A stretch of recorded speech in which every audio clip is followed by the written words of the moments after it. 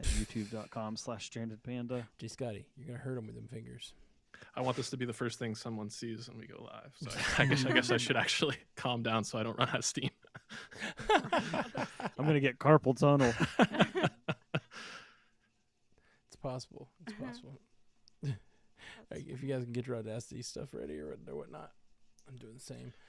Program is open, just waiting for the word to record. Oh, sweet. Yep. Mine is almost there. What's up, YouTube? Are we live? Yeah, we are. Okay, my thing was slow. Yay! There you go, Scoots. There you go. How do I see who's in it? Like, I feel like in Twitch I could click the little guy and it would show me who's here. The little guy. But YouTube is like... Oh, I didn't know that. Fine, then keep your secrets. All I see on the YouTube is Scotty going like, And they look like they're moving faster. I can't do it that fast. If I do. It's still going. Oh, shit. Oh, God. That was so funny. Welcome. Very nice, J. Scotty. Scotty will do finger guns for 24 hours for charity tomorrow night. Oh, Commit to the man. bit. It used to be jump roping, and now it's just this. What was it? I think Mr. Beast, like in one of his early videos, he like sat at his computer and counted to like 300,000 or something. Oh, God. Like it was like that was the whole video. It took him like 35 hours or something. It's like I can't hate on the hustle of Mr. Beast. That guy is a hard worker. But like some of the content is just trash like that. I feel like that's utter trash. It was like one of his early videos or something. Yeah. It's like always stuck with me as an idea that he just counted for hours. And Mhm. hours and Yeah, well, hours. it's like in the fine art world, you have the guy that just like signed a shovel, and that's fine art. But he was nobody else thought about it. He was the first one to think about it. So you can't knock it. No, you can still knock it, J. Scotty. Yeah. But I say that, but also Mr. Beast is very entertaining in other videos. So I'm not saying I've actually never watched a single one of his videos. Sorry. You said you never watched one of his videos. Is that what you're saying? Sorry, That's what I said. The audio cut off. That's what I was. No, I heard the beginning of it, and I heard the end of it. It's not what I'm saying. That's what I said. You're not helping my issues tonight. But I don't want you to stop. This is Multiverse News with a chili pepper beside it. We've done that before. Did you ever use Rate My Professor when you were in college? You know what that is? Oh, yeah. Do you know the chili peppers that they would put beside the professors? It's like hilarious. Oh, Yes. we weren't that fancy. Oh, come on now. Yeah. You would always know. It was like if the professor was hot, you'd put a chili pepper beside him. Oh, Yep. no, I think we had like an internal system we used. Yep. Oh, okay. Paige used to be a teacher, and her and she was like a couple weeks ago, right, she told me about the chili pepper rating, and she was like, but it ended before my time as a teacher, and I would have obsessed over that rating. Oh yeah, I had a friend who was a college professor, and he was devastated because he could never get a chili pepper. I Oh, was like, maybe you just not appealing to the right crowd, I guess. Paige got something that was better, and it's not confirmed that it was for her, but it's very cool that if it was. So one day I just decided to look her full name up on Urban Dictionary. We were bouncing around jokes and like, what's your name mean? So I looked up her full name on Urban Dictionary, which I won't say here. And oh shoot, my recording device crashed. At least it happened now before we get started. Anyway, we looked up her full name on that, and it said, "Beautiful thick God." Sorry, I lost the audio again. It happens every time I open my software. But it said "beautiful thick God," and that was funny. We're like, surely it's just someone else. And then we looked it up, and it was like someone in this, like it says who put that in Urban Dictionary, and it was someone in the small town that she taught at. And so it's like, Oh, wow. Okay. likely one of her students is what we're thinking. Very funny. I didn't even know that was I would never even consider to do that with Urban Dictionary. Just like look up my name to see what it means in Urban Dictionary. I don't know why I think it was a conversation where we were like, well, your name, you seem like a this. Like, your name seems different than you are. And they're like, well, let's see what Urban Dictionary says our names are. I don't remember if there's a Matt Carroll entry. There will be. We can add one. No, there will be. Oh, man. I look forward to hearing that about it. Okay, I hope I forget this conversation. Like 10 years from now, I find it. Somebody said, I don't know, whatever. Okay, I'm hitting record on my end. I'm hitting record in Zencastr. All right, I'm hitting record. I hate technical difficulties. It's like we were on target to like start right at 7:30, and then technical difficulties pushed us to 7:37.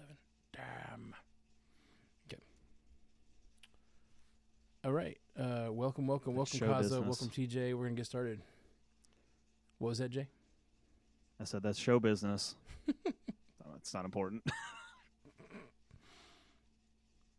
There you go. The jazz hands. That is important. No, that was Spirit Fingers, Scotty. Oh, sorry. All right. Here we go.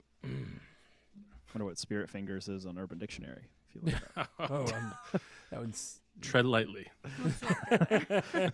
private window. They That's open a Twitch private after window. dark. all right. No. Galactus has been cast. Golem gets the spotlight. Agatha is added again, and Frank Grillo's DC role expands. All that and more right after this on Multiverse News. Cool. Marker.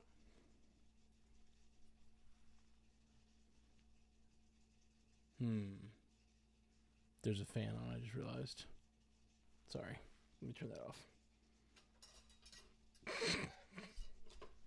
I have a grill tool. And I think I can reach the light switch.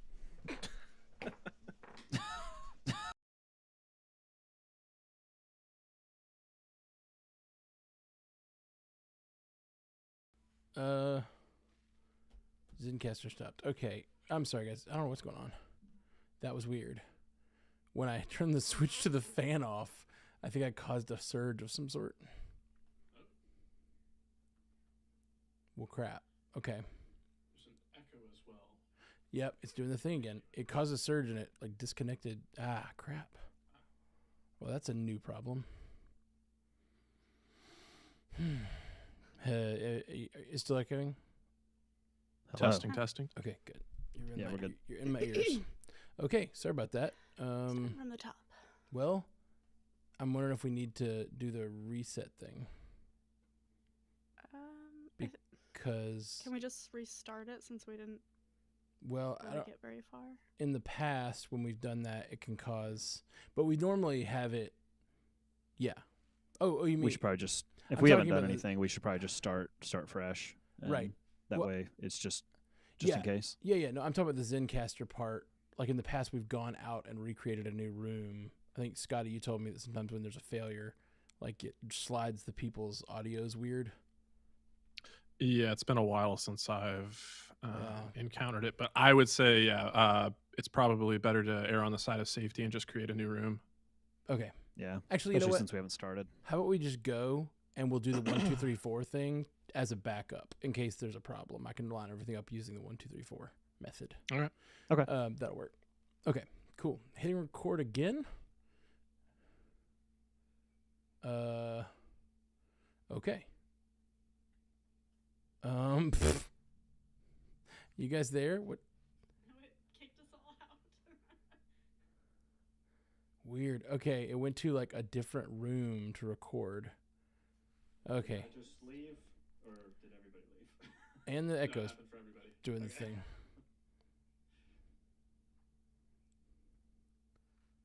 Man, this is a terrible tech week.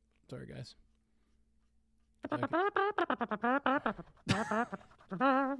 Okay, starting recording. And I'm going to restart my recording on Audacity equivalent because Okay, I'll start mine over too. Oh, We I'll do the same. we got so much Delete. I'll do the same. We got so much Delete. dead space. Okay, hitting record. Wait, no, wait. We're recording. Oh, fuck. Yep. It's stressing me out. Okay. This is stressing me out. Keep up, Haley. I can't. I'm on a medical cocktail. Sure, medical. Yeah, that's what they're There's calling a lot it these of days. Dayquil in this system.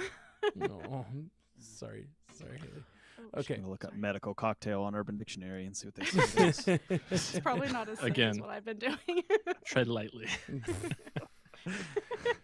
Why? I use Urban Dictionary because I teach high school. I use Urban Dictionary like 4 times a week. Like I'll hear a kid say Okay. something, I'll be like, "Are you in Where's trouble that? or not?" And I'll go look at Urban Dictionary and be like, "Yep, you're in trouble." Are you in trouble or not? That's hilarious. It's great. Okay, starting the show. Sorry for the delay, everybody out there in YouTube land. Galactus has been cast. Golem gets the spotlight. Agatha is at it again. And Frank Grillo's DCU role expands. All that and more on this week's Multiverse News.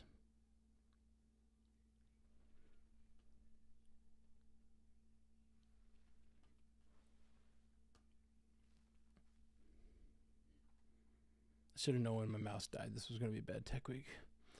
I'm using a trackpad. It's slowing me down and hurting my wrist. Okay. Welcome to Multiverse News, your source for information about all your favorite fictional universes. My name is Matthew Carroll, and with me on the panel today, we have the wonderful Haley Hobbs. What's happening, Haley? Oh, I'm just so glad that Agatha's back and up to her old tricks again. Mm-hmm. All along. She's here all along. And Jace Scotty St. Clair. What's happening? Hey, happy to be here. We got a packed week. We do indeed. We do indeed. And Jace Sisson. Hey, it's election day, and as you can see by my sticker, I participated because, Woo! as Palpatine once said, I love democracy. Take a bow, Jay. Love the choice of who to quote there. Good job. Good stuff.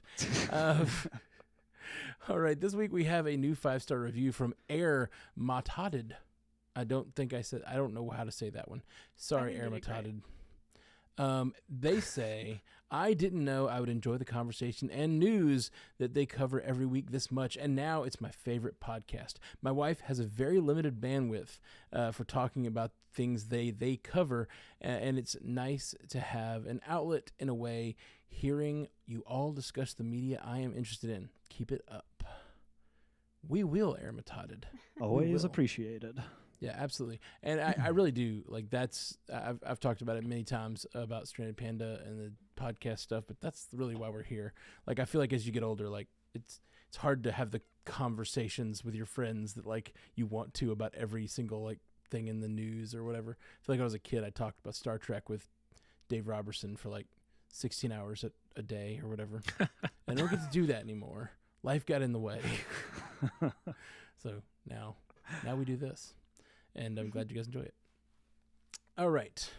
First story tonight. Marvel's upcoming Fantastic Four has found its big, bad, planet-eating villain in the form of British actor Ralph Ineson. While not necessarily a household name, many fans will recognize the character actor from his various appearances from franchises including Game of Thrones and Harry Potter. John Malkovich also joined the cast last week,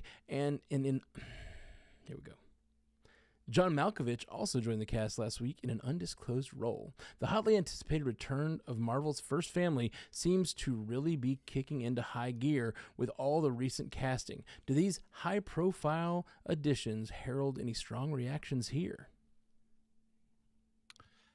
Yeah, first of all, I think I'll just start by saying how nice it is that we finally have official casting. Like, we were speculating for so long about the original, who were going to be the Fantastic Four, and thankfully ever since they got cast, it's just been one addition after the other, and it's all been A-list talent in my opinion. A lot of up-and-comers, but definitely some solid names, like especially John Malkovich. I'll kind of start with him, and I'll kind of compare him to Paul Walter Hauser.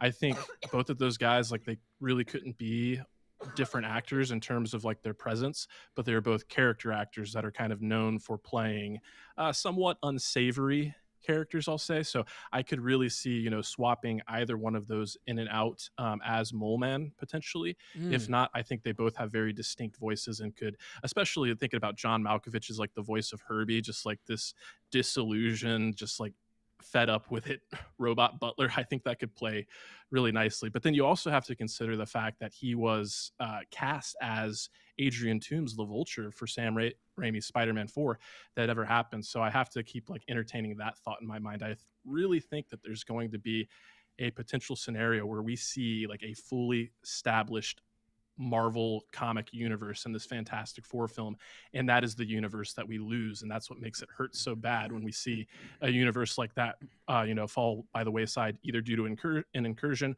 or Galactus himself. And to address Galactus, Ralph Ineson, I do recognize him from Game of Thrones first and foremost. I also recognize him from The Witch. We were talking off air, but he also popped up as the titular Green Knight. So again, I think like thinking about the role that Galactus is going to play, he's a name that I never really considered, but I do think he has a very strong presence. And I think he just like, depending on how they want to play it, whether this is going to be a completely CG rendered character or if they actually insert his face, I do think he kind of has the look like he's kind of got a jowly, angular kind of face that I think would play nicely with that big purple helmet. So yeah, I like all of these additions across the board. Yeah, I love the call of John Malkovich as Herbie the Robot. I think that would be fantastic. And I think like Malkovich is probably not signing up at this point in his career for anything big. Like I would imagine it's kind of like when we heard about Bill Murray getting cast in Ant-Man, Quantumania. This kind of reminds me of that, like some kind of probably one-off, probably small role. From what we understand about this movie, the Fantastic Four will be the only characters that carry over, that this is supposed to take place somewhere else, and then eventually those characters end up in the universe that we've established through the MCU. So theoretically you could kind of insert anyone you wanted to into this movie and then have that sell it to them as a one-off. But I do love him. I keep always thinking, but the first role I always think about with him is Burn After Reading. He's so funny in that, and he just like loses his mind slowly throughout the course of the movie, and he just plays that like that character arc so well, of just like kind of slowly losing his grasp on reality. And he's just like funny and serious and all at the same time. So I'm excited about that. But seeing the cast come together, this is supposed to start shooting later this summer. So really hitting the ground running with Fantastic Four. It's exciting. Absolutely. I think that the casting of Ralph Ineson is nice because he's probably the most unknown of all the people we've heard about, and kind of Marvel going back to that is something we've all said we liked. I mean, that's what they did way back in the beginning. We had new Chris Hemsworth. I almost did it totally without trying. New Hemsworth, new Hiddleston, like a lot of people who truly weren't very well known at all. And so I think that's cool, even if he's just one time in this movie. Good for him. Yeah, absolutely. I think both these are great calls. I think just like we talked about it on MCU Cast yesterday, so I don't rehash everything, but like I'm just excited to know that Galactus is definitely a part of this. And like we know that it seems like this is leading into a multiversal story, and that like if Galactus is there, is he going to be a small role? Are they going to defeat Galactus and then the incursion destroys the universe anyway? Like what's the thing? Because it seems like Galactus is such a big and such big stakes. I really like what you said, Jay Scotty. I have not really heard that speculation, and I like it a lot. I've heard the speculation that, this is a different universe, but I hadn't heard the idea that like this could be a fully formed Marvel universe and they could have a lot of other characters, Yeah. I love that. That's a really fun theory.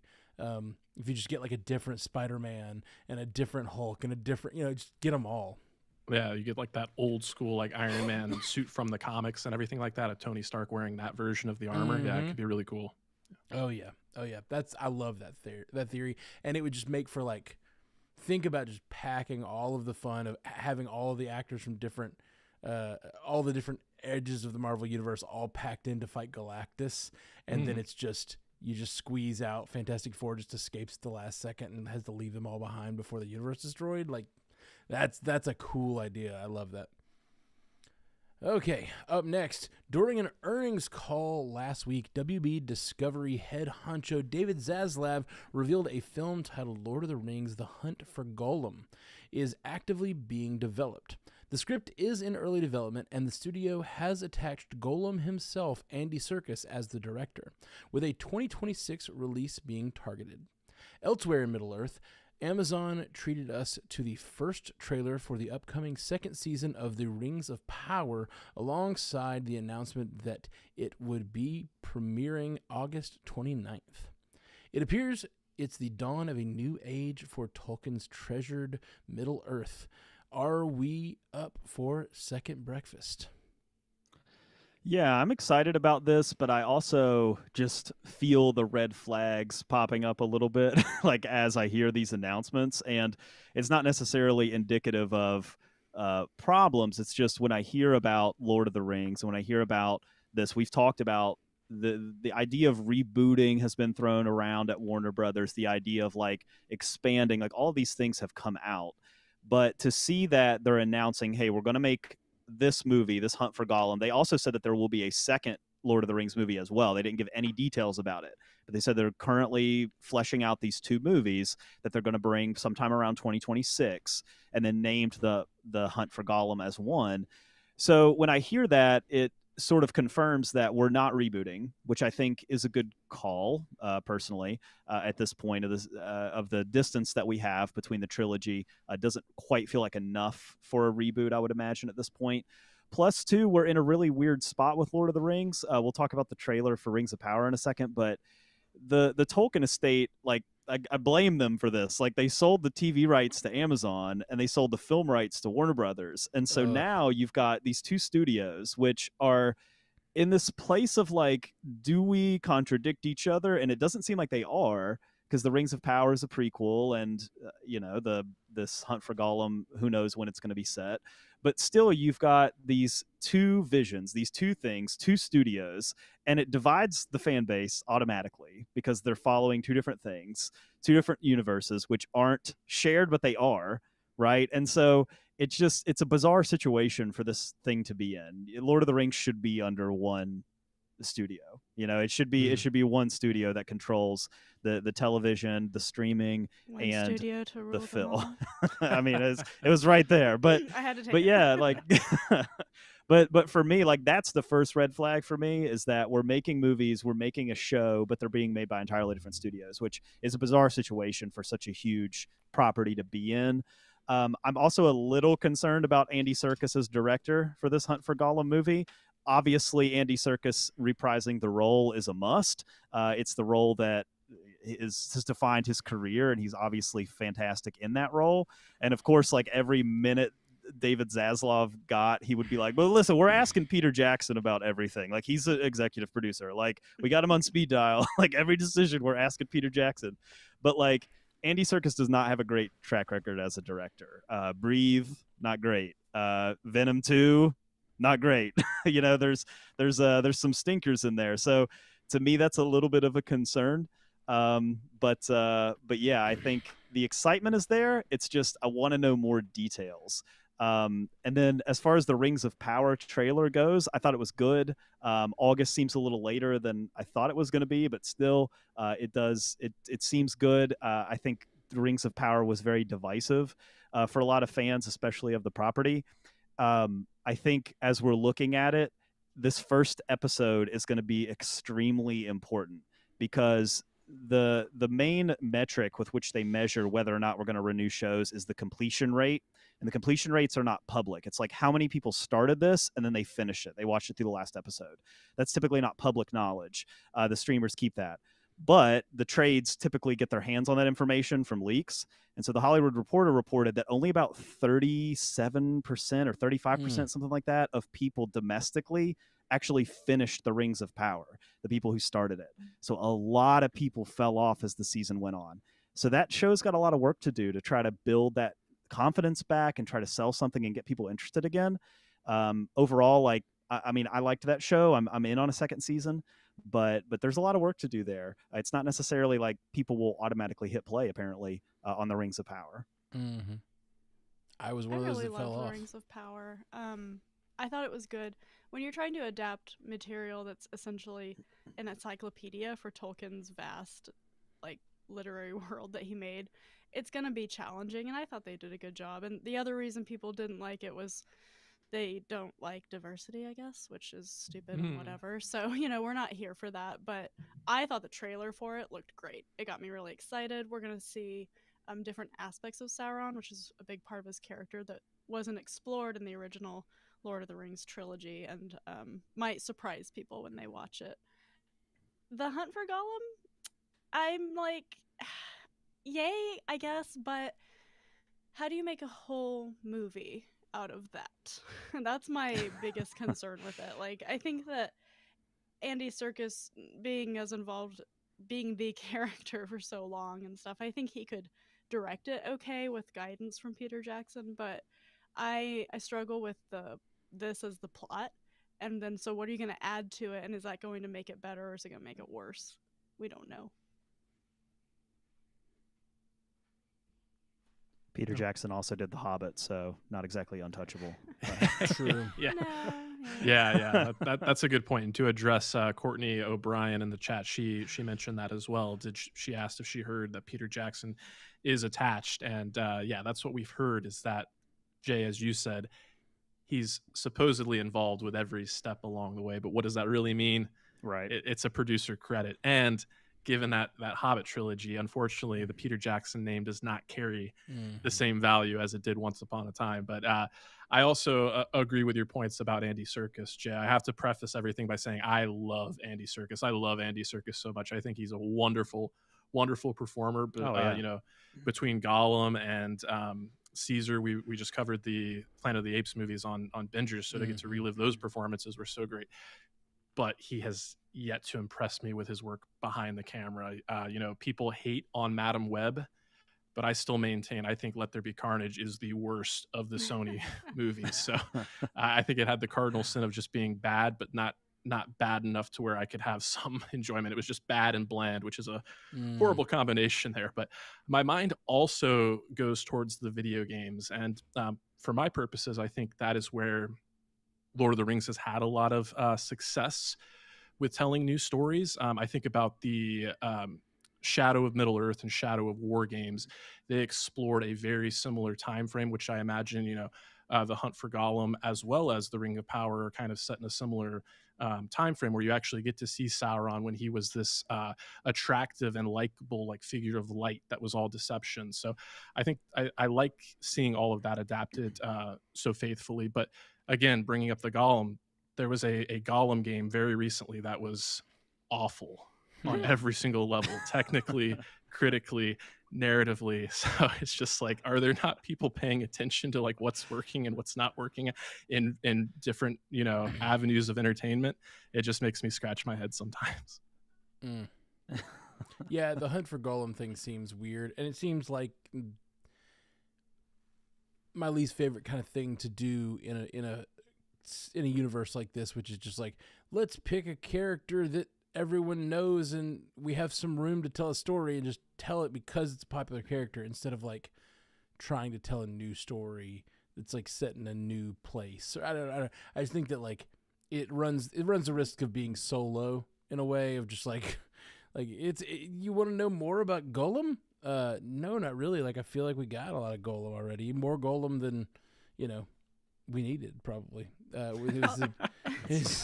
say TJ Stafford said there's an appendix. It's part of the whole stuff that Tolkien's writings were doing. But my problem with that is that Brian told me last night on Source Page is that time span between Gandalf leaving the ring with Frodo and going to find Gollum is supposed to be like 17 years or something, and it's definitely not that in the movie. And so I'm like,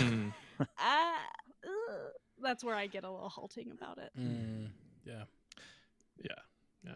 And to address, TJ Stafford in the chat, I do acknowledge that, those video games did take some liberties with the lore, but I thought it was a novel approach to Celebrimbor, if you will. Got to flex a little bit of knowledge there. Is Sauron just going to be like Gene Parmesan from Arrested Development now? Like they're like he rips off his mustache and they're like he got us again, or whatever. Like he's just like always always shape shifted. Oh, it's Sauron again. This guy. Kind of what he does. It is. Yeah, it's funny. Ahead of his animated DC debut in Creature Commandos, Frank Grillo has been announced to have joined Peacemaker for its second season. Returning as the character of Rick Flag Sr. from the animated series, Grillo is in the unique position of not only playing a character in live action and animation, but the character is also the father of the previously seen Rick Flag Jr., played by Joel Kinnaman in both Suicide Squad films. Does the inclusion of this character give us any kind of read about what to expect from DCU's first phase of Gods and Monsters? Frank Grillo is one of those actors that I feel like I don't get to talk about enough. Like he's so good at what he does. Is he, leading man material depending on the property? But more often than not, I would say no. But he's just done such a good job of like fitting in and being kind of that unlikable, gruff, but capable military type. So I think back to, Captain America, the Winter Soldier, like that one's just celebrating its 10-year anniversary. So a lot of people have been revisiting that one. And again, like it's been interesting to go back and listen to him like talk about the promise of Crossbones. And while I guess there were bigger plans for that character than actually played out. So I just kind of love how James Gunn is taking the opportunity to kind of scoop him up. He was attached to Creatures Commandos since we first heard about that. But I do start to like think about, how is this going to play into things? And like, is this going to be a very long-lived character that's, playing around in the modern day? Or are we going to have John Cena's Peacemaker time traveling? And I think that's kind of where I'm starting to lean, because we've already talked about how that first season is removed from the DCU going forward. So we have to have some kind of explanation about how he's there. So again, to kind of compare him to Deadpool, I could kind of see him just being this time hopping, like go back to World War II, actually get celebrated for his jingoistic ways for a little bit and be like, hey, I'm living it up here. This is where I'm supposed to be. And they get yanked back to the future or something like that. Yeah, I mean, there's really not a lot to go off of here, but Frank Grillo is a really great performer. I think he has a likability, humor, and gruffness to him that just will work fantastically in the DCU. So hear me out here.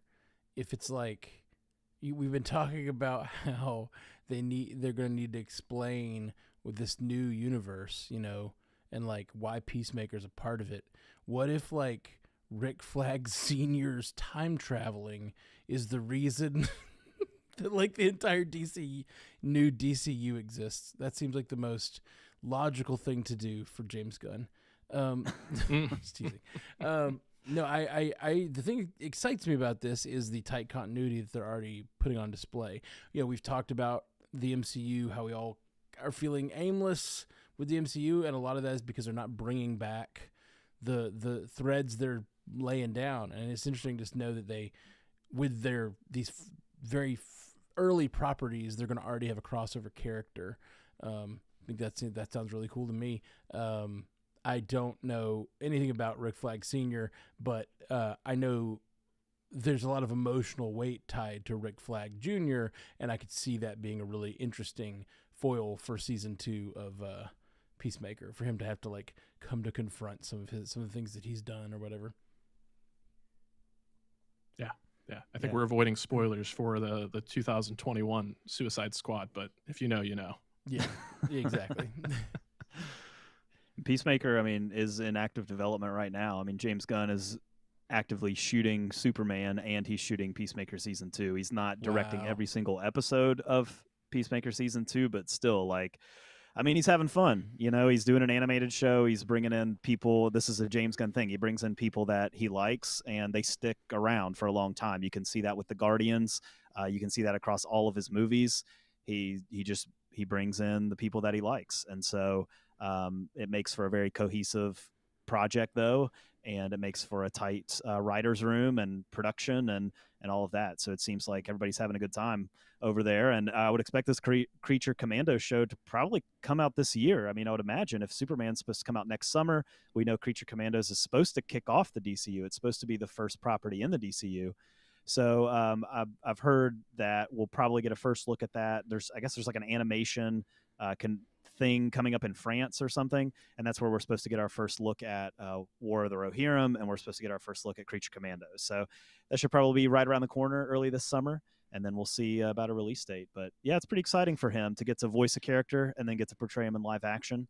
It's a good opportunity. Absolutely.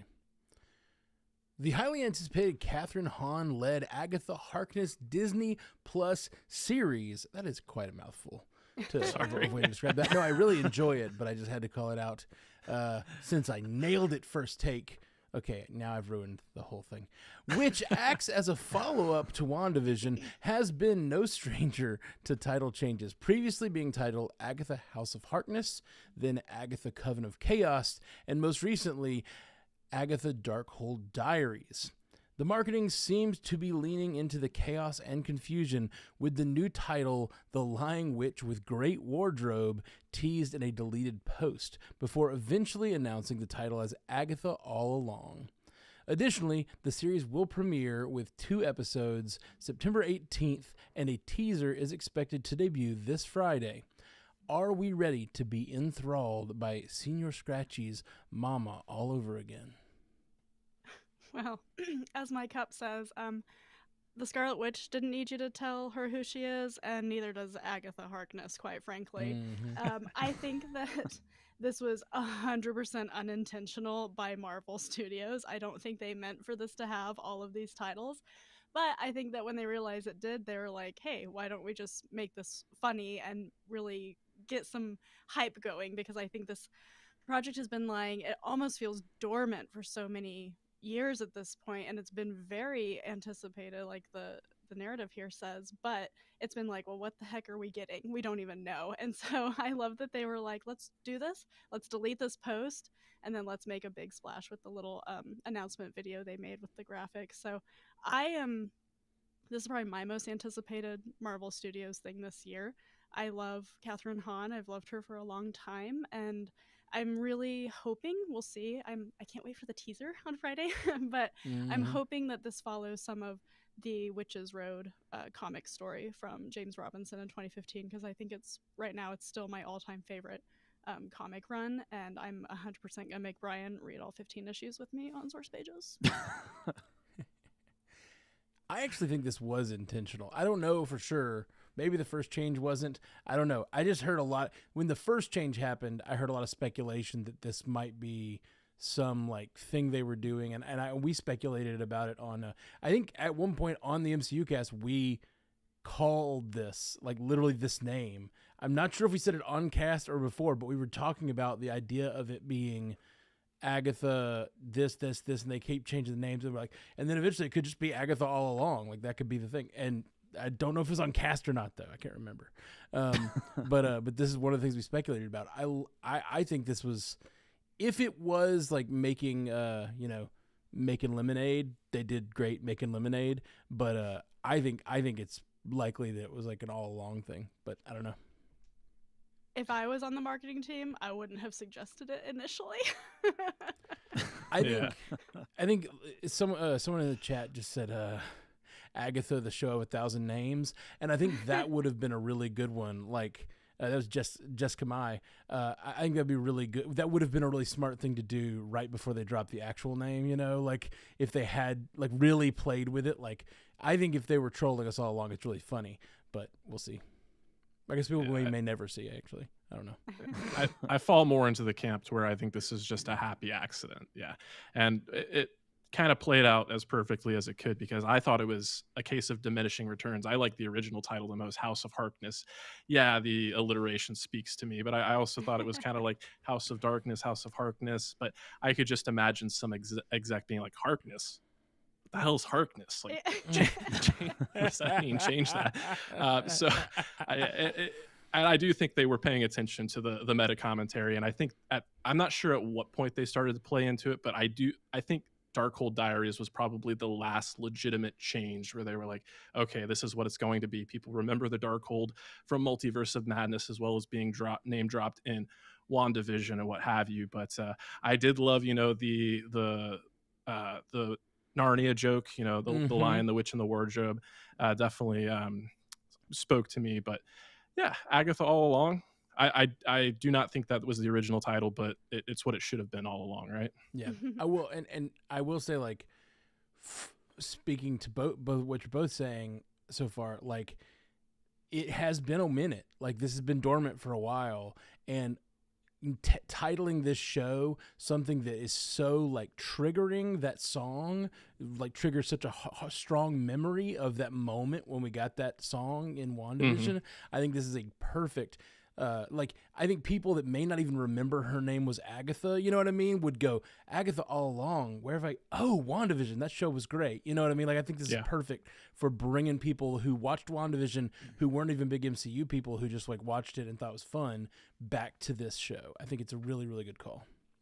Yeah, and WandaVision was 3 years ago too. I mean, and it feels, I mean, you feel that, like, it feels longer than 3 years actually, since we saw that. And so that's been a while. I mean, you're going to have to convince people to come back, and we know that the MCU shows they do have to convince the audience to come in. People aren't just going to necessarily hit play because it's Marvel Studios. So I think doing something a little bit different. We know there's musical elements to it. We know there's different types of stars being brought in for it, and so I think that's the right call. Like, they're trying to push themselves as, we're this kind of different thing. We're off in our own corner. It's late September is when it debuts, so it's going to go into October. Like, that makes all the sense in the world. It'll be good for the season. So yeah, I think they're taking what it is and they're putting it in the right spot and they're marketing it well. And so yeah, I think they're setting it up for a lot of success. But that teaser trailer is going to be really important to get people to really buy in when that time comes. Yeah, absolutely. But I gotta say, like, we talk about, you know, the failings and the drifting of Marvel and whether they've kind of fallen off purpose or whatever, but like, this year, from now till the end of the year, we've got 2 properties, right? I don't think we're going to get any more. Just Agatha and Deadpool and Wolverine, if I'm not mistaken. And that is such a stacked year for only having 2 things. Like, I don't think they planned it this way. I think this is a result of a lot of shifting.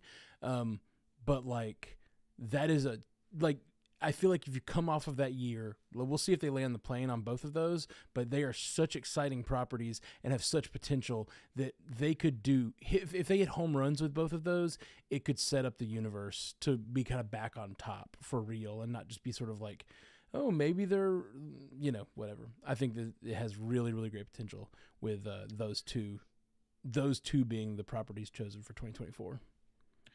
Yeah, before we move on entirely, I did want to echo your sentiments there, Haley, about being so excited for the teaser, because we haven't talked a lot about some of the actual names attached to this that we know. And, you know, chief among those for me is Aubrey Plaza. Like, I am just so excited I hope she pops up in the teaser so we can get some idea of what kind of character she's going to be playing. But again, all this talk about WandaVision again and how it's been 3 years since WandaVision, I'm kind of wondering, you know, what is the potential for, like, you know, some bigger threads with this only being one of only 2 Marvel properties coming out? Like, are we going to get White Vision coming back? Are we going to get, you know, something moving forward in that avenue? Yeah. I hope so. Me Agatha's too. one of those characters that can be the catalyst for connecting some of the threads just because of her longevity as a being and her power set. And I would love to see us. That's what everyone's clamoring for, right? Like Matt said at the top, we're ready for the connectivity to begin again. And I didn't mean to make a Taylor Swift reference, but I just did. Sorry, that was the Dayquil talking. I think that this show could do it. We're going to get a lot of characters we've probably seen before, and then we are going to get a lot of new ones, and it is a stacked cast with Kathryn Hahn, with Aubrey Plaza, and with Broadway legend Patti LuPone, which I'm very excited to see. Of course. What was the Taylor Swift reference? Begin Again, it's a song. Oh, okay. Sorry. No, it's totally fine. My brain today. There's someone else out there who caught it too. There's been so much on my Instagram algorithm. And Andre does point out that we had Echo this year as well. So yes. Yeah. I was like, there was something else. Oh yeah, no, I just meant and we from might now get What If forward. Season 3, we don't know. Yeah. I just mean like from now forward. Like we've I meant the same thing, but yeah. Heavy hitters for the rest of 2024. And we've lost Jay. So I don't know if we should hang on a minute and see if Jay comes back. Jay, you all right? We can Wait a minute. Yeah, Oh, there look. he comes. Great. We spake his name and he appeared. Mm-hmm. All right. Sorry about that. No, you're Wiggly good. woos happened. Wiggly woos. Did you curse me like a witch or something? No, we were like, should we wait till he comes back? And then you appeared. Yeah. Yeah. We just finished the conversation about that, and then Wild J has appeared. Mm-hmm. All right. Well, if you like this show, if you'd like to help facilitate the production of this show, help us make it, go to patreon.com/multiverse newscast. That's where you can sign up and be a patron and make this show happen for real. We are a small show, still very much in our first, just starting our second year, and still growing. And we'd love to see more patronage so we can do more and bring you guys even better, higher quality content. Patreon.com/multiverse newscast would be wonderful. And we're gonna take a quick break. We'll be right back after this. Cool.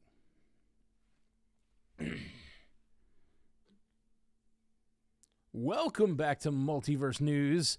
We're back, and we're going to get into that lightning round in just a second. But first, as we always do, we're going to talk about our Spotify poll. Spotify poll for this week was, what do you think of Marvel's new 3 movies and 2 TV series a year plan? And we had 3% of you said still too many. Wow. Must not be MCU fans.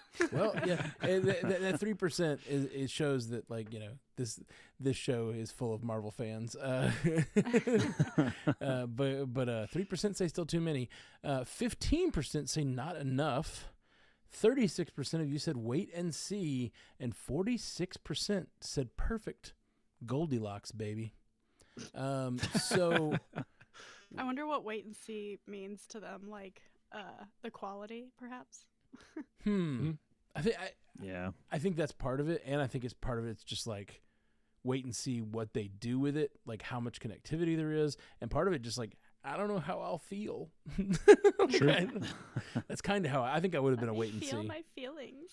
Yeah, I think I would have been a wait and see because I want more. I always want more. I'm gluttonous for my Marvel, but also I want them to make good stuff, so I want it to be focused. And I don't know if this is the right balance or not. Yeah, it's kind of we complain when things get delayed or pushed back, but ultimately I would much rather something get delayed or pushed back if it's going to result in a more high quality product than just rushing something out for the sake of rushing it out. 100%. Yeah.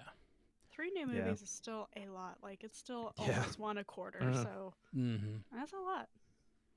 Yeah. You got to give time for promotion and stuff too, and I mean that stuff matters. The one show into another show that wasn't great for the shows. I mean, because not only did you have the Marvel shows doing that, but you had the Star Wars shows too. So it was we're going from Miss Marvel to She-Hulk to Moon Knight and all this, and then you're going from Obi-Wan to Andor, and it's just people, I don't know, just need a second to digest stuff. I think we've seen the world where there's a constant flow of content, and I don't know if that's a world where we're totally bought into everything that's put out. I think it makes for a lot of flawed things that are unfinished get put onto the streaming service. So I think this is a good call. The idea of really hyper focusing on projects instead of just get it out there, get the content out there, get everything filled up and just keep it rolling, because people burn out on that pretty fast. Yeah, absolutely. I felt that exact same way. I think they needed a break between properties, and I think we've gotten that this year, obviously. But I think that I don't know that it's the right balance, because I do think there's a world where you could have almost what they were doing before, but with 2 or 3 weeks between properties, and just that little bit of digestion time and a little bit of time to be hungry for the next thing might be enough to make that balance right. I think if you go too far, you run the risk of not being the conversation, not being what people are thinking about for so long that someone else has to take the throne, So we'll see how this goes. Let's get into our lightning round. That is where I'm going to read a story, and we're going to tackle it with our names. We're going to buzz in by yelling out our name, and someone is going to get to respond to that story, and everyone else has to shut up. No. Rude. It's got real. Got real. Then we all get one rebuttal throughout the entire lightning round, but we often cheat just a little bit. Ish. We'll see. First story is NFL tight end and Taylor Swift's boyfriend, Travis Kelce, secured his first major acting role in Ryan Murphy's FX horror series Grotesque. Details about... I think it's Grotesquerie. Oh, I'm so sorry. Yeah, you're totally right. Let me start that one over. Wah, wah. Wah, wah. I read this script like 6 times and read Grotesque every time. Okay. NFL tight end and Taylor Swift's boyfriend, Travis Kelce, secured his first major acting role in Ryan Murphy's FX horror series Grotesquerie. Details about his role remain unclear for now. Okay, I'll do it. I thought I'd give you guys. I was just waiting on you. I I thought. a minute. The haters are not going to hate. Exactly. I love Travis Kelce as a Kansas City Chiefs fan, and he's great. He's got charisma. He's got stage presence. He has all the things it takes to be an actor, and I think he can do this, especially in Ryan Murphy's glossy world that he likes to make with his TV shows. So to combat the argument that Jay brought up before the show about, well, what about the unknowns? I did not I'm say a that. celebrity. Yes, you did. No, if I I'm a didn't. celebrity and Ryan Murphy is coming to me like, do you want to be in my show? I'd say yes too. So You're confusing me with somebody else. I've never said that. I'm not actually. Yeah. The sentiment was there. I don't know if those were the exact words. I paraphrased. And also, I'll just say he can't be worse than Kim Kardashian. So. Okay. Well, I don't know. Jay, do we have a problem? I'm just saying. What's your problem, Jay? I love that this Taylor Swift love You don't know? is extending to Travis Kelce. No, I don't have a problem. Okay. I'm not even using a rebuttal. I'm just talking. Yeah, you're just making sounds. Oh man. We'll watch this for Pandavision or whatever when it comes out, and we'll see. We'll just see what happens. I'm sorry, the Packers suck. So anyway, moving on. Oh, it's gonna be one of those nights. Okay. The Office reboot has been greenlit by Peacock with an official synopsis revealing the documentary crew's new subject, a dying historic Midwestern newspaper and its publishers' efforts to revive it with volunteer reporters.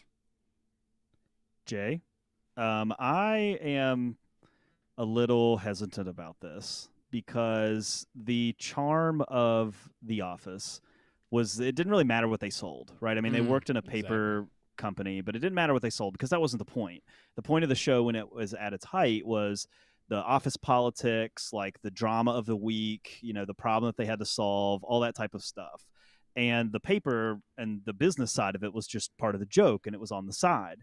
But if you're switching to like a newsroom, like to me, that kind of changes the vibe a little bit because like The Office was relatable no matter what you did. I mean, if you worked in almost any job, you could find people at Dunder Mifflin that you could relate to, or like people, coworkers that reminded you of certain people or whatever. And it just worked for pretty much everybody. But like, I don't know if you can do that with a newsroom. Like it takes a little bit more convincing, I think, to get people to like buy into that because that's a little bit less relatable. So I think that's interesting. I also think that at the end of The Office, for me, is where it really lost me. Like I was in on that show. I watched every episode of that show. I liked it for most of the time that it was on.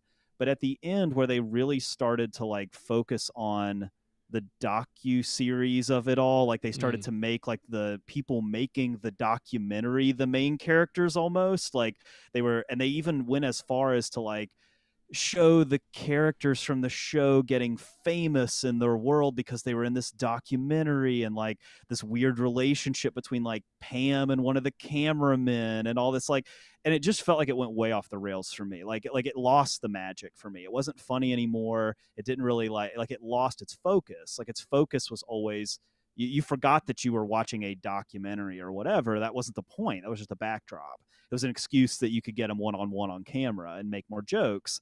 And then when all of a sudden they started acknowledging that, it went weird for me. And so the idea of like that's the pitch where we've got the documentary crew back. They're going out to the Midwest now, so get on board for that. Like, I don't know. It's just that there's just a lot of unanswered questions there for me for this, and I'm not necessarily sold on it quite yet with all of that.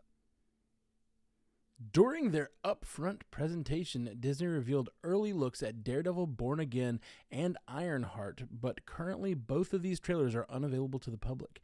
Daredevil is expected to release in March of next year and will be 9 episodes long. Ironheart is expected to be released sometime next year. Matt, really excited to hear that Daredevil's 9 episodes. I was scared of an overcorrection with that. I know they were originally like 22 episodes with Daredevil Born Again, which I always thought was a little bit of overkill, but I was like, who knows? I'm a glutton for Marvel. Like, give it to me. But like, I will eat it. But this the 9 episodes seems like the right fit. I was a little worried they were gonna go, well, let's make it prestigious and do 6 like we've been doing with all our other shows, and I think that would be a little too few for the kind of stories at least they have told in previous Daredevil seasons. So I really want that to be good, and I'm just glad to hear an update on Ironheart. I had heard it was fully shot, and then they hadn't heard anything about it being released, and I was like, when is this coming? And I was starting to worry it would get the like Coyote and Acme treatment or the Batgirl treatment or something. I was like, please don't change your plans that much that you get rid of a show that you already shot. Got me a little nervous, but I think it being pushed back as much, even though it's fully shot, is just a result of them wanting to restructure how their release schedule and wanting to slow down. So that I'm okay with. Or just give it to me now. Just give it to me now, Marvel. Come on. It's not ready You were yet. just saying that it is a stacked year with Deadpool and Agatha, and now you're taking I it said, back. if you're only going to do 2 properties, this is a stacked set of 2 properties. But I want 18 properties this year like normal. It's an if and or but statement, Jay. Everything's on the table all the time. Glenn Powell is in early talks to star in the next film from director J.J. Abrams. At the moment, plot details for the project are being kept under wraps. Scotty, I find this one interesting because this feels like a little bit more of a situation of Glenn Powell scooping J.J. Abrams up a little bit more than it does J.J. Abrams scooping Glenn Powell up. I think Glenn Powell's having his moment right now, and J.J. Abrams is not. I mean, he's still working. We're going to talk about stuff that he's executive producing later on, but I think the last thing I heard about J.J. Abrams is like he was like on social media, like actively asking people to like send him work, send him scripts, something. So yeah, I'll be excited to see what this one shapes out to be. Tiny butt. He and Glenn Powell produced this Blue Angels documentary that's supposed to come out nice. soon. Good And call. so Cool. they are at least have already done something together. And I like JJ's stuff overall, and I love Glenn Powell, so yay. Disney and Warner Brothers Discovery are breaking ground in streaming with a bundled offering featuring Disney Plus, Hulu, and Max. A launch date and price point have not been announced. Comcast also announced a similar upcoming bundle that will offer Peacock, Netflix, and Apple TV Plus at a discount price. Jay, you've heard of cable, but how about the second round of cable? It's like, I mean, we're watching the death of streaming live. I mean, we're just watching it happen. And it's always been known that it would happen because it's an unsustainable business model. You're paying a little bit of money every month for something that costs an extraordinary amount of money to make. And at the beginning, we didn't have ads and that was what was sold to us. And then, of course, we knew that would go away, and it has. And so now ads are everywhere in our content. And of course, they're going to be part of it because the industry used to live on the television show and the advertisements that generated revenue from television. And then they lived on physical media that you would sell after the thing that you watched was no longer viewable on television or in a theater. And streaming killed both of those things. And so now we live in this world where the money has dried up, and we're competing to see who can nail this corner of streaming down because it's gotten too bloated. Like, we have all these streaming services, the prices are steadily increasing on them all the time, and the writing on the wall is there. This is going to have to be the move if you want to survive.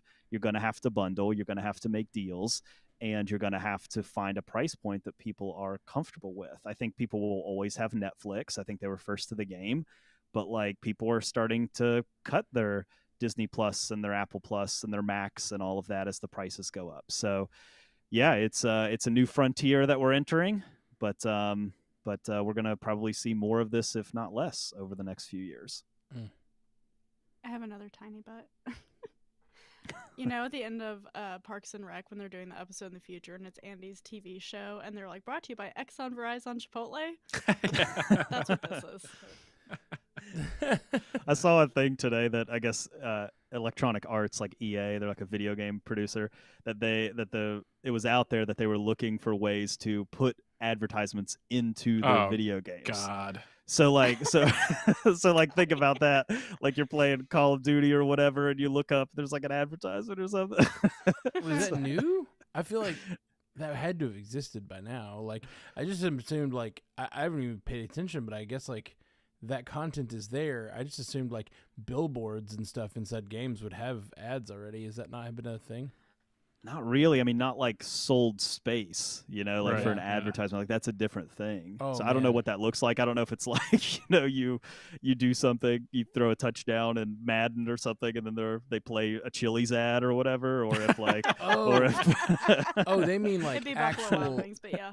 I don't know. He didn't elaborate, but I'm thinking about that Burger King ad that's like Whopper, Whopper, like, or whatever, like that ringing in my ears, like in a cutscene or something. I hate to bow down to our ad overlords, but like, I also think that if you did it right in the right kind of video games, it could actually feel more immersive. Like, a lot of times you're in like a world, like whatever, you're running around and flash your Spider-Man, and they'll have a sign that says like, Spidey Cola. Roxxon oil, but then it's Exxon oil. Right, exactly. It's just product Well, yeah, placement just within the game. like exactly. Like, I can totally see like instead of Spidey Cola or whatever, it's just a Pepsi sign, and like it would just feel like you're in the world. I don't know if that would be too bothersome to me if you just add literally. And the way that a lot of those games work with updates and like patches and stuff, they can even change out the billboards regularly on the signs. Yeah. Like, hey, an event is happening in your town, and like you're in the game, and like a billboard is up for that. I think that sounds kind of cool in some ways, but also, I would terrible. imagine it will be much more intrusive than that. Yeah. Hmm. That's like optional viewing. Like, you can tilt your camera away from the billboard in that instance. Like, they're gonna put something in your face that you can't look away from. Or like, how you have those cut scenes, or like if you're playing a game and you're swinging, I keep thinking Spider-Man, but there'll be something important happening, and like an explosion that's part of the storyline. It doesn't force you to do anything different, but your camera will be forced to look at that as you pass it. Like the cameras, you pass the billboard, it's like, by the way, don't forget to look at this. Yeah, that could be fun. It's like, this level terrible. brought to you by the 2 for $20s at Applebee's. Upload a photo of your receipt to get a special outfit for your character. Oh, there it is. Oh yeah, Ew. that's good. Oh man. Prime Video's animated Batman series, Batman Caped Crusader, executive producer. Try that again. I hate using the trackpad. Okay. Prime Video's animated Batman series, Batman Caped Crusader, executive produced by J.J. Abrams, Matt Reeves, and Bruce Timm, will premiere all 10 episodes on August 1st. The announcement came with character descriptions, first look images, and an official logline.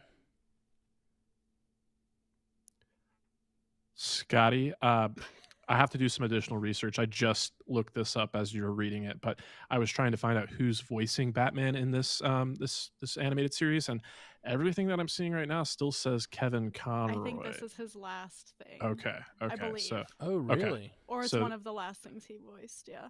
yeah, okay. Wow. So that alone is reason enough to be all in on this one. Yeah, for sure. Wow. I thought we'd already seen everything from him. That's No, wild. because it's either this or something else that Mark Hamill is also the Joker in for the last time. And I can't remember if it's this project or if it's a different one. Wow. With Bruce Timm's involvement, it's there's a strong likelihood there. Yeah. Yeah. Okay. Peacock has ordered a second season of the Seth MacFarlane created series Ted, which serves as a prequel to the 2 feature films of the same name. Scotty, I never checked out the TV series because it's on Peacock. I don't have Peacock. I don't plan on paying for Peacock anytime But soon. soon you will. But I like the movies well enough, and I think I think there's a time and place for that kind of raunchy comedy. So if I'm in the right headspace for that, it's fun to check out and just have some fun. Goodness. Sinner. Hiroyuki Sanada, star and producer of FX's limited series Shogun, has closed a deal to reprise his role as Lord Yoshi Toranaga for a potential second season. FX is finalizing deals as part of efforts to continue Shogun following its commercial and critical success. Haley, I feel very, very conflicted about this. They could continue Shogun because it's part of a book series called The Asian Saga by James Clavell, but I loved that this was just a one series thing, and it was so amazingly done. Like, I saw a clip today where Hiroyuki was on NPR talking about how they used almost Shakespearean Japanese because it was set in the 1600s, and so they spoke in Japanese of that time frame, which is very cool. Like, they put a ton of detail into this, so I'm sure it will be good. I just worry that it'll lose the thing that made this one special. Jordan Peele's next psychological horror film horror film, and I was Film just him. film Film him. Jordan Peele's next psychological film Jordan Peele's next psychological horror film, Him, is set to release on September 19th, 2025. The film, set in the world of football, stars Marlon Wayans as a legendary quarterback who mentors a rising young athlete played by Tyreek Withers at his isolated compound. Justin Tipping will direct. Scotty?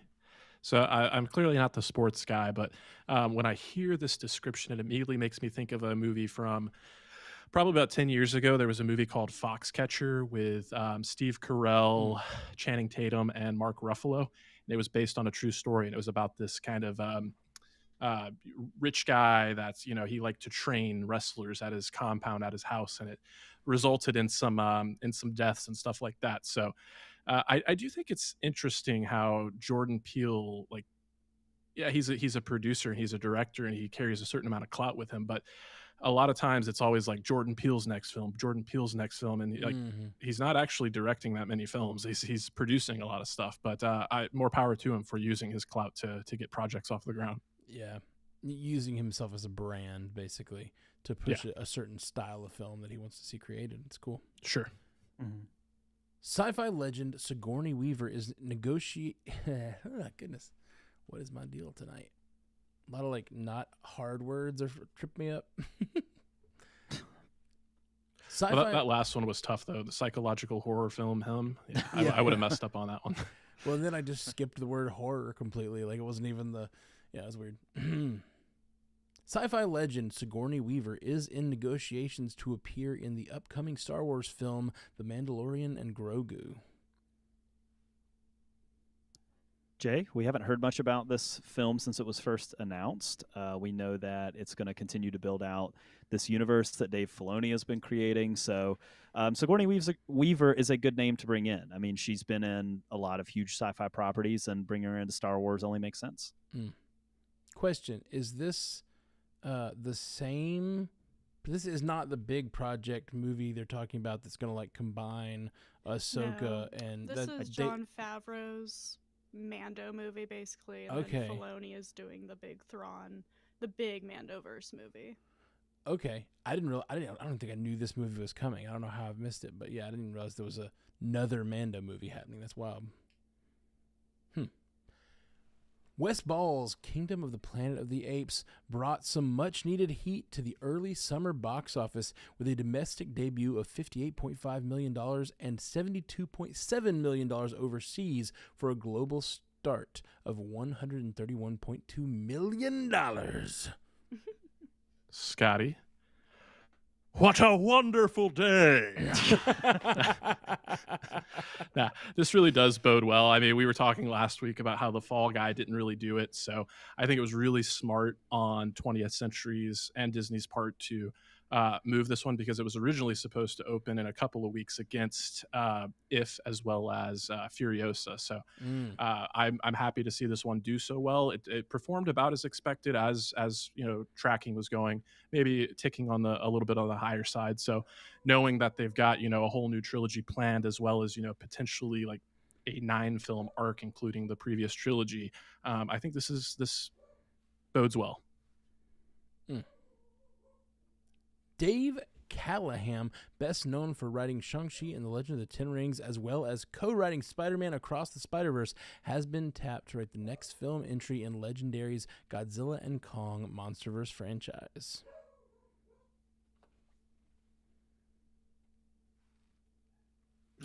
Scotty? Go ahead, Haley. No, I don't have anything to say. Haley, what do you think about Godzilla? Go ahead. I people like this stuff. People like it. People like it. Yay. Scotty, cool. what were you doing? I think there's some strong character work across both Shang-Chi and across the Spider-Verse. I think Shang-Chi, a lot of people have said it, but it does have a little bit of that third act problem for me, where it gets a little too, like, we were so focused on character, now we've got a dragon flying around in the sky. So you know, that thinking about though, that kind of lends itself perfectly to Godzilla and Kong. So it kind of sounds like the perfect guy to like strike that balance between, you know, having some human characters that we actually like and care about, but then ultimately it's about the kaiju. Callahan surveyed the landscape and said, "Where's a movie where a big dragon fight in the third act makes sense?" And he chose this one. FX has released a short teaser for Season 3 of The Bear. The Bear will debut with all 10 episodes at once on June 27th on Hulu. Jay, I just finished Season 2 of The Bear, and I really grew to like this show a lot. Like, I think it's got a lot going for it. It's really unique, and the characters in it are unique. It's very dramatic, but it's also really funny when it's funny. And I think it works on a lot of different levels. The episodes are short, so if you're hearing about it, you saw the Emmy hype about it, and you're kind of like, man, I kind of want to watch it, but it's 2 seasons in. Each episode's only like 20, 25 minutes long, so you can really get through 10 episodes really fast. I mean, I found myself getting through Season 1 and Season 2 pretty quickly. But yeah, I'm excited for this. Like, June is stacked for television. You've got The Boys, you've got House of the Dragon, you've got The Acolyte, you've got The Bear. Like, there's a lot going on in the month of June as far as streaming is concerned across a lot of different platforms. But I'm really excited for this one. I think it's a great show. Marvel Comics announced that Storm and Dazzler will have their own standalone comic series.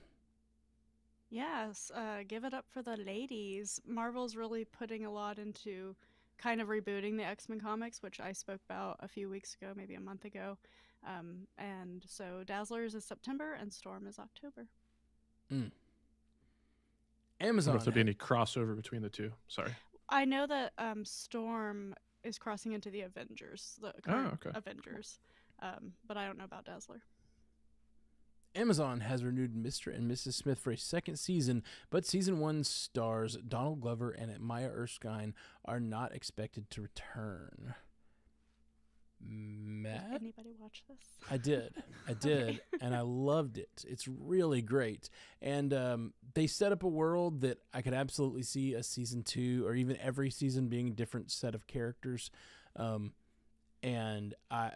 but I love the two characters that Donald Glover and Maya Erskine put forward in the first season, and I would really love to see a continuation of that story. So I'm a little shaky on this one because I really would love to see more of this world. I'll watch it. I'll watch a season 2 with or without them, I think. But I would be much more excited to see Donald Glover and Maya Erskine back. But I know they're busy people and may not be down for this.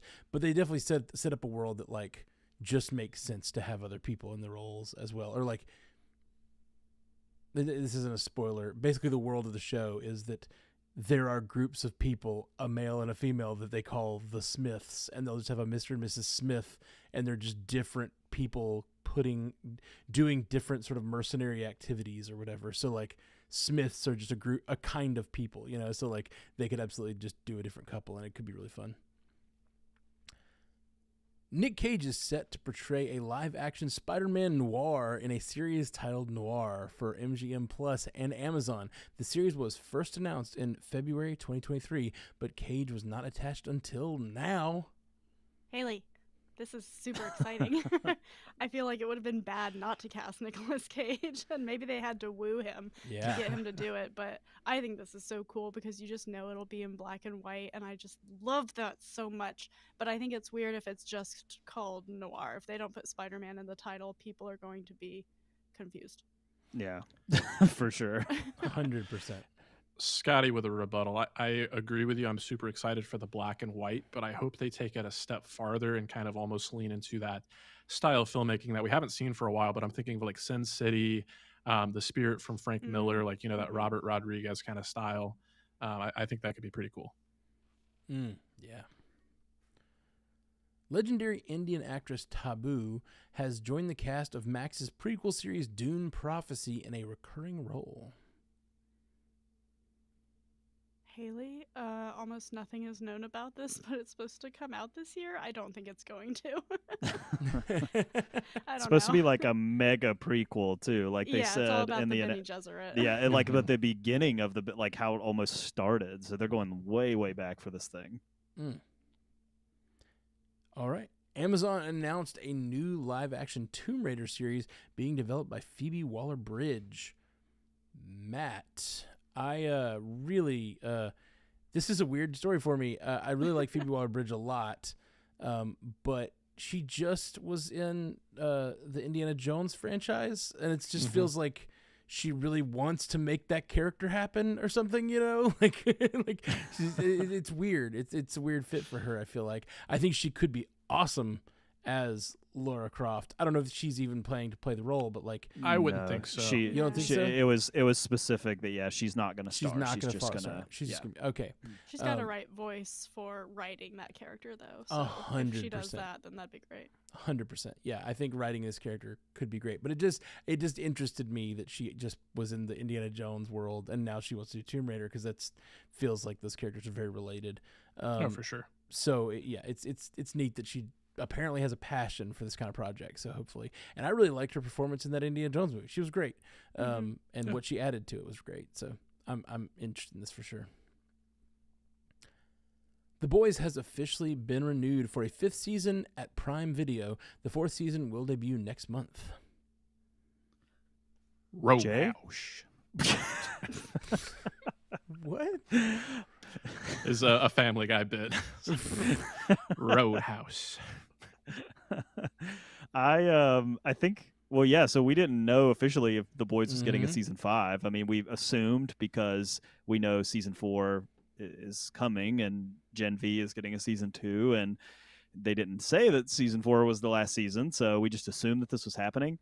but I think it makes all the sense in the world. I mean, you probably want to you want to build Prime around this property, which people are super invested in, and already has a spinoff, and then another spinoff that's taking place in Spanish-speaking countries. That's going to also open up another part of the world. So you've got a lot going on in The Boys.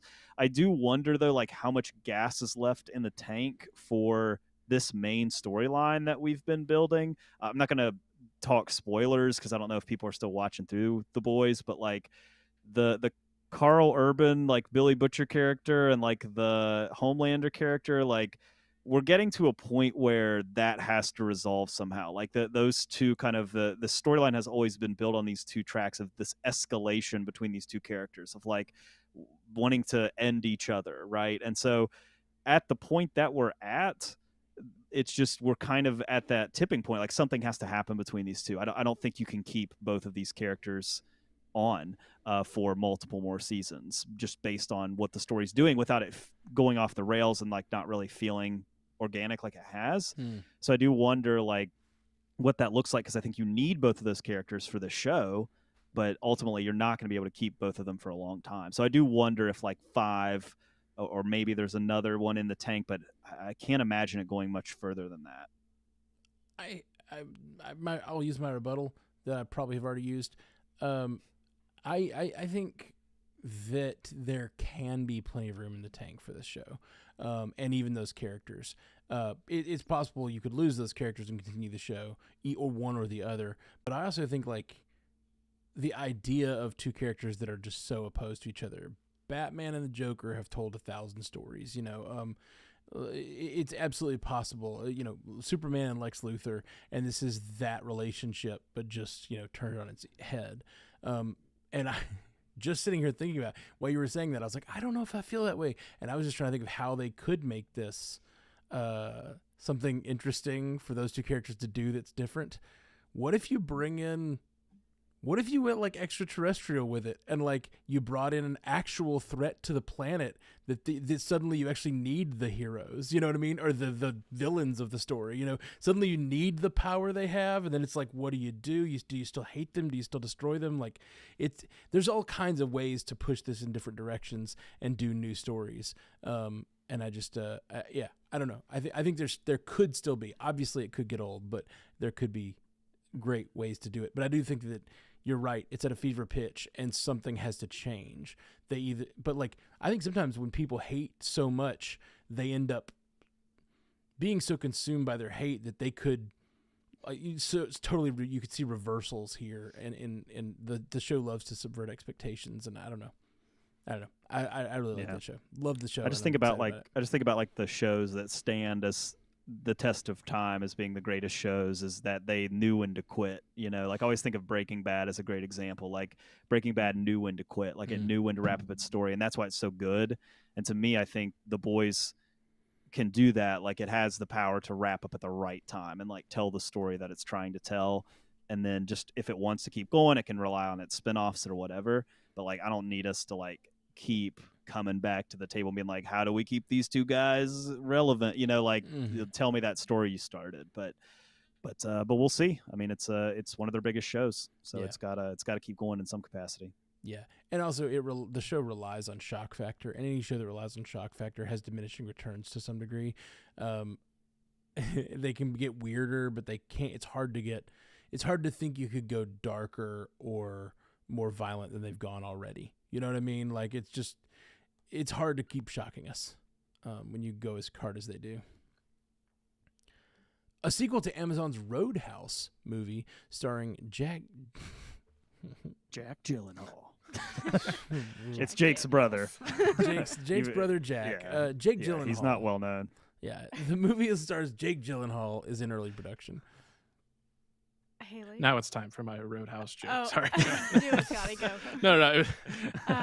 This movie was utterly ridiculous. If you watched it, it was purely done just like literally to do it, I think.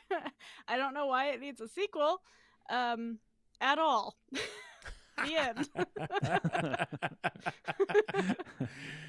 A Legally Blonde spinoff is officially in the works at Prime Video and is titled L. The series will be a prequel and will follow Let me try that all one more time. Here we go. A Legally Blonde spinoff is officially in the works at Prime Video and is titled L. The series will be a prequel and will focus on Reese Witherspoon's character Elle Woods in high school. Scotty? Go ahead. I don't really see the appeal for this one. Like, we knew who Elle was before she had her journey in Legally Blonde, and like, why do we want to go back to that version of the character? She was kind of played as like an airhead. So maybe there's an interesting commentary you can have like in retrospect about like where we were at as a society and our indictment on, you know, certain types of people back when that movie came out. Maybe there's something fresh to say now, but just on the surface, I think that's kind of weird to like regress with a character that's like, you know, cherished and beloved for certain qualities. Mm-hmm. Also, when you take the angle out of it, like the law stuff and like the schooling part, like all of that was part of it. Yeah. And so then to just be like, actually, now it's the character that you saw all that, but now they're in high school and you have to like build a high school world around them. Like, I don't know. It's just kind of like it's like a weird shift. It's like, are people going to buy in for that who are fans of the original thing? Like, not necessarily, you know, because you're really changing the background a lot of what's happening. It almost feels like a different thing. Yeah. I felt that way initially, but I saw Reese's little announcement video today, and she seems really hyped about it. The thing about Elle is, even though she's portrayed in the first one kind of as a bimbo, she always has that underlying smarts to her. And so maybe this high school journey is like her having to navigate like her beauty and her appeal as a young woman, but maybe hiding that side of her, kind of just high school sucks kind of stuff. I don't know. Sure. Yeah. And I like the idea, if this is about a character embracing their intelligence and what they have to bring to the table despite being underestimated, I think that could be really powerful for a teenage show for young girls. You know, like you don't the kind of the ethos of that movie is like about it being underestimated, but it's also about like being who you are, being authentic to yourself, and not letting that stop you from doing what you want to do with your life. True. So a lot of that, there's a lot of like great themes for high schoolers to learn. That doesn't mean it's going to be a good show, but it could be like a really good, meaningful show to some high schoolers, I think. That's for this week, you guys. We will, be back with more multiverse news next week. But before we shuffle off, let's hear where you guys can be found online. Haley Hobbs. Yeah, check out source pages. We dropped our review of Dead Boy Detectives and the comics we read for that show. And then my love of Glenn Powell will continue this summer. Jay and Ashley and I are going to do the Twister movies on Bingers. Oh, yeah. Yeah, I'm excited to hear that. And Jay Scotty St. Clair. Yeah, you can check me out over on Bingers Assemble. We just completed our coverage of the Planet of the Apes movies, at least the recent movies, concluding with the recently released Kingdom of the Planet of the Apes. So go check that out. And it sounds like, it doesn't sound like, I know we're actively scrambling to make some Mad Max coverage happen as well. That's right. So stay tuned for that. And then over on Animation Deliberation, again, we've been, our regularity has not been there. I think we're, considering our frequency and whatnot, but we hear you. We love you. We thank you for all the outreach and support, and there'll be a new episode sooner rather than later. And Jay Sisson. Yeah, as Haley mentioned, Bingers coming up. We're going to be talking about Twister and Twisters and Awesome. all of the tornado fun. And you can catch me on Mondays at Commute to Podcast, where you can learn 3 interesting things in 20 minutes on your way to work. Yeah. Sorry, got a noise happening in the house that will end in a second. It's the whenever we go to 9 o'clock, I have to deal with the Skylar, please get ready for bed going off from the Amazon Alexa. Yeah, man, I am so pumped that there's so many cool things going on in Bingers. Bingers Assemble is a show we started 3 years ago, and I said this on the MCU Cast this week too, but like it's one of my favorite shows to record because it's like we do a lot of just watching movies and seeing how they connect, and I love it. And so if you enjoy this show, If you enjoy all the other shows in the network and you haven't checked out Bingers Assemble, please do. Great time to do it. Lots of cool stuff. And we just got a backlog of movie series you can scroll through and listen to any of the ones we've done in the past. It's a lot of cool series that we've done. And you can, check it out. But yeah, right now, we got Twisters, we got Apes, we got Mad Max coming in a couple days. It's just going to be flush with content on Bingers Assemble. So go subscribe, hit a like button, give it a 5-star review, help us out. And we'll be back with more Multiverse news next week. Peace. You stay classy, Multiverse. Woo. Stopping the recording. Man, I felt like we were on a really fast clip. Like normally if we spend more than half the show normally we spend more than half the show in the first half. We got through the first half in 30 minutes. I was like, man, we're gonna be done in under an hour tonight. And then we went like really long in the Round had a lot of really good stuff. It was a lot of stuff. Yeah, there's some stuff in there that could have been feature stories. Yeah, just we just ran out of space. Yeah, for sure. This week had a lot of packed stuff to talk about. Thanks for joining us, people on the YouTubes. Jess, I totally agree with you. I think the environment change with L could be really interesting. I saw a comment on Reese's post about it that was like, I hope your daughter is going to play Elle because she is a copy and paste of Reese. Strong genes. Mine never rip. Okay. It was. Wait, hello? Uh-oh. It's Witherspoon's chin. Is that Like is that Something okay? like that. He needs I like think he into a uses safe it to like or cut something. a window Yeah. or something like that. I don't know why that. Like, I don't even really watch that show. Like, Wait, but for some reason, I it's haven't just watched like, you it like in like 12 years. you like activated a sleeper agent or something. We- It was just like, We lost you guys for a second. What show has them cutting something with her chin? Oh, Family Guy. Family Guy. Okay, gotcha. Yeah, she does have a little bit of a point to her chin. It's cute. All right, well, we got everything uploaded. Thank you, YouTube, for hanging out. Thanks, YouTube. We're gonna get out of here. We love you very much. Bye.